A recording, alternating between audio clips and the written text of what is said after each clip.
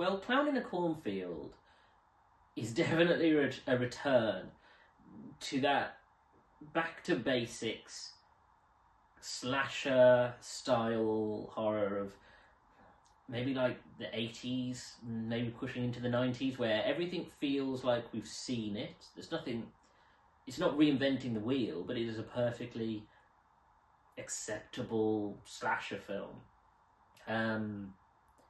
This is a tricky one because there isn't a lot to say about it. I mean, it does follow a much simpler, new people going to a small town, there's something going on, people get murdered by a clown. I know at the moment we're seeing a bit of a resurgence of the killer clowns with the It franchise, with the Terrified franchise, and this feels like, okay, let's go to something simpler, which is just someone dressed as a clown who is a serial killer. If you like that sort of traditional slasher style, it definitely falls into that. Following a group of teens in a much more throwback kind of way, and again, you're sort of seeing this group of teens and seeing which ones will get off, which ones, what character types they fall into.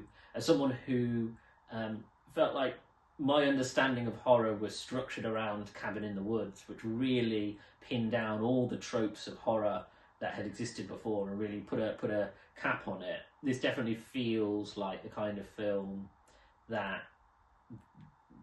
Cabin in the Woods and Scream were referencing. And again, it's quite nice to see something that's quite back to basics, quite straightforward, but it's just perfectly acceptable. It is a